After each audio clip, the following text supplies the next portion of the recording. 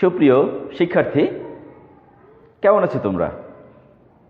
আশা করি যে যেখানে আছো সুন্দর আছো, সুস্থ আছো। হোগলা উচ্চ বিদ্যালয় আয়োজিত ভার্চুয়াল ক্লাসের পক্ষ থেকে তোমাদের আবারও শুভেচ্ছা এবং অভিনন্দন। আমি মৃণালকান্তি দাস, সহকারী শিক্ষক, হোগলা উচ্চ বিদ্যালয়।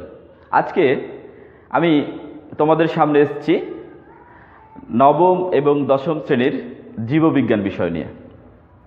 আজকে জীববিজ্ঞান বিষয়ের পঞ্চম অধ্যায় থেকে খাদ্য, পুষ্টি এবং পরিপাক যে আলোচনাগুলো আছে তার মধ্য থেকে ছোট্ট একটা অংশ নিয়ে আজকে কথা বলবো। তো প্রথমেই আমরা চলে আসি যে খাদ্য। তোমরা জানো যে বাঁচার জন্য খাদ্যের প্রয়োজন আছে। খাদ্য না খেলে আমরা কেউ বাঁচতে পারি না। তো হ্যাঁ, বাঁচবো, খাদ্য খাবো, কিন্তু সেই খাদ্য কি যাচ্ছে তাইভাবে খাবো? পরিমিতভাবে খেতে হবে যদি আমরা সুস্থ থাকতে চাই। তো আমরা অনেক সময় দেখেছি যে রোগীকে ডাক্তারের কাছে নিয়ে গেলে ডাক্তার বলেন যে আগে আপনার দেহের ওজন কমান, তারপরেই চিকিৎসা শুরু হবে। অর্থাৎ ফ্যাটি হয়ে গেছে, ওজন বৃদ্ধি পেয়েছে। তাহলে আমি কিভাবে বুঝবো যে আমার ওজন বেড়ে গেছে? অর্থাৎ আমার দেহের তুলনায় ওজন কি ঠিক আছে নাকি কমে গেছে? এরকম অনেক সমস্যা থাকে। তো আমরা নিজের দেহের উচ্চতার সাথে ওজনের একটা সম্পর্ক তৈরি করে নিজের সুস্থতা যাচাই করতে পারি। সেখান থেকে আমরা সিদ্ধান্ত নিতে পারি যে আমি কি আসলে সুস্থ আছি, আমার দেহের ওজন কি কমানো দরকার নাকি আমার দেহের ওজন কি বাড়ানো দরকার, আমরা কিন্তু এভাবে নির্ণয় করতে পারি। তো সেই বিষয় নিয়ে আজকে আমি তোমাদের সামনে এসেছি যে বিএমআই নির্ণয় এবং শারীরিক সুস্থতা। বুঝতে পারছো, আমরা প্রথমে কি করব? বিএমআই নির্ণয় করব। তারপরে সেই বিএমআই এর ফলাফল দেখেই আমি সুস্থ কিনা সেটা আমি সহজে যাচাই করতে পারি। তো আমরা আলোচনা শুরু করি। তো প্রথমে আসছে বিএমআই। বিএমআইটা কি?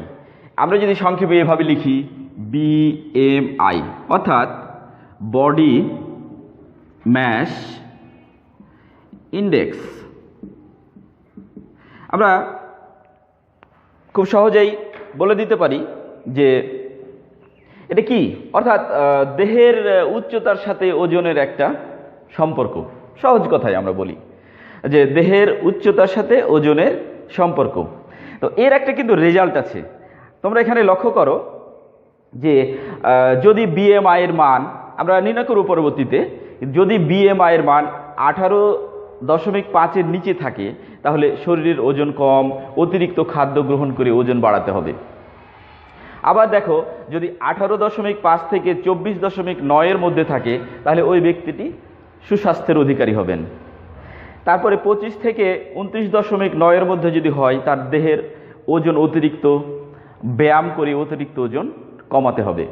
তারপরে আছে দেখো 30 থেকে 34.9-এর মধ্যে যদি হয় বিএমআই এর মান, তো সেই ক্ষেত্রে মোটা হওয়ার প্রথম স্তর কি করতে হবে? বেছে বেছে খাদ্য গ্রহণ করতে হবে এবং ব্যায়াম করতে হবে। এছাড়া 35 থেকে 39.9-এর মধ্যে যদি হয় তাহলে এটা মোটা হওয়ার দ্বিতীয় স্তর। এখানে কি করতে হবে? পরিমিত খাদ্য গ্রহণ করতে হবে আর ব্যায়াম করতে হবে। সবশেষে আছে যদি বিএমআই এর মান 40-এর উপরে হয় তাহলে কি করতে হবে? সেটা হচ্ছে অতিরিক্ত স্থূলত্ব, মানে অনেক বেশি মোটা হয়ে গেছে। সেক্ষেত্রে কি মৃত্যু ঝুঁকির আশঙ্কা থাকে, কিন্তু তখন অবশ্যই আমাদের ডাক্তারের পরামর্শ নিতে হবে। তো আমরা দেখলাম যে বিএমআই এর মান কত হলে সেটা সুস্থ বলে গণ্য হবে, আবার ওজন কমাতে হবে কিনা, ওজন বৃদ্ধি করতে হবে কিনা। তো আমরা বিএমআই নির্ণয় করব। একটা সমস্যা দেওয়া আছে, দেখো সমস্যাটা কি। মিস্টার আশিকের উচ্চতা 5 ফিট 6 ইঞ্চি এবং দেহের ওজন 72 কেজি। মিস্টার আশিক কি সুস্বাস্থ্যের অধিকারী? একটা কিন্তু সমস্যা দেওয়া আছে। আমরা তাহলে আমরা বুঝতে পারছি যে বিএমআই নির্ণয় করলেই আমরা বুঝতে পারবো যে মিস্টার আশিক কি সুস্বাস্থ্যের অধিকারী কিনা এবং তার প্রতি আমাদের কোনো পরামর্শ থাকবে কিনা আমরা এখান থেকে সহজে বের করতে পারি। তো আমরা চলে যাই যে বিএমআই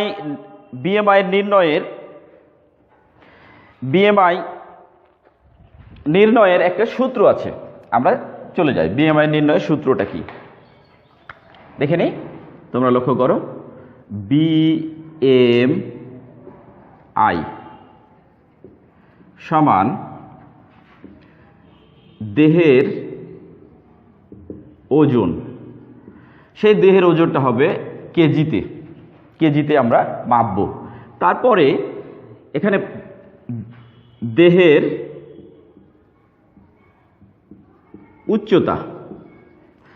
উচ্চতা এটা হবে মিটারে আমরা প্রকাশ করব, সে দেহের উচ্চতার স্কোয়ার, মনে রাখতে হবে উচ্চতাটা হবে মিটারে। তাহলে বিএমআই সমান কি পেলাম, দেহের ওজন ডিভাইডেড বাই দেহের উচ্চতা। ওজনটা হবে কেজিতে এবং উচ্চতাটা হবে মিটারে। উচ্চতার উপর স্কোয়ার, কিন্তু উচ্চতার বর্গ। তো আমরা এখন দেখে নিই যে মিস্টার আশিকের উচ্চতা কত। আমরা একটু হিসাব করি যে 5 ফিট 6 ইঞ্চি, তাহলে সেটাকে আমাদের কি করতে হবে, মিটারে পরিণত করতে হবে। তাহলে 5 ফিট 6 ইঞ্চি সমান কত, আমরা বুঝতে পারছি 5 বারং 60 ইঞ্চি যোগ 6 ইঞ্চি, তাহলে কত হচ্ছে 66 ইঞ্চি হচ্ছে কিন্তু। তাহলে উচ্চতা হচ্ছে 66 ইঞ্চি। এখন আমরা যদি এটাকে 66কে 39.37 দ্বারা ভাগ করি, তাহলে আমরা কি পাবো, এখানে মিটারে তার উচ্চতাটা পেয়ে যাব। মিটারে আমরা জানি 39.37 ইঞ্চি সমান 1 মিটার। তো আমরা দেখে নিই তার উচ্চতাটা কত মিটার হচ্ছে। তোমরা লক্ষ্য করো, 39.37 অর্থাৎ 1.676 মিটার। আমরা একটু এটিকে সংক্ষেপ করি, 1.68 মিটার আমরা পেলাম, 68 মিটার। তাহলে আমরা সহজেই এখন তার দেহের উচ্চতাটা এখানে সূত্রতে বসাতে পারি। দেখো ওজন কত পেয়েছি আমরা, 72 কেজি। তাহলে আমরা লিখি 72 কেজি। উচ্চতা কত, 1.68 মিটার, এর উপরে ফর্মুলার স্কোয়ার। তাহলে আমরা এটাকে লিখি 72 ডিভাইডেড বাই, এটাকে কি করতে হবে, 1.68 এর বর্গ করতে হবে। তা আমরা বর্গ করি, 1.68 গুণিত 1.68 সমান 2.82। তাহলে আমরা পেলাম 2.82। এখন এখান থেকে আমরা যদি 72কে 2.82 দ্বারা ভাগ করি, তাহলে সহজেই আমরা তা বিএমআইটা পেয়ে যাব। 72 ডিভাইডেড বাই 2.82 25.53। তাহলে মিস্টার আশিকের বিএমআই পেলাম আমরা কত, 25.53। তোমরা এই চার্টের দিকে একটু লক্ষ্য করো, যে দেখো যদি বিএমআই 18.5 থেকে 24.9 এর মধ্যে হয়, তাহলে তিনি সুস্বাস্থ্যের অধিকারী হবেন। কিন্তু মিস্টার আশিকের বিএমআই আমরা পেয়েছি 25.53। দেখো 25.53, তার মানে আমরা কি সিদ্ধান্তে উপনীত হতে পারলাম এখান থেকে যে তার শরীরের ওজন অতিরিক্ত এবং ব্যায়াম করে তার অতিরিক্ত ওজনটা কি করতে হবে, কমাতে হবে। তাহলে আমরা কি সিদ্ধান্তে উপনীত হলাম, এখানে মিস্টার আশিক কি আসলে সুস্বাস্থ্যের অধিকারী? না, মিস্টার আশিক কিন্তু সুস্বাস্থ্যের অধিকারী নন। তাহলে কি করতে হবে, তাকে, আমি আবারও বলি, তাকে শরীরে যে অতিরিক্ত ওজনটি হয়েছে সেই ওজন কমাতে হবে। এইভাবে আমরা এই সূত্রের সাহায্যে অর্থাৎ বিএমআই নির্ণয় করে আমরা প্রত্যেকেই নিজের উচ্চতা এবং ওজন থেকে নিজের বিএমআই পরিমাপ করব এবং সেখান থেকে আমরা সহজে সিদ্ধান্ত নিতে পারবো যে আমাদের দেহের ওজন কমাতে হবে নাকি দেহের ওজন বাড়াতে হবে, সেটা বিএমআই নির্দেশ করবে। তো আশা করি বিষয়টা তোমরা কিছুটা হলে অনুধাবন করতে পেরেছো।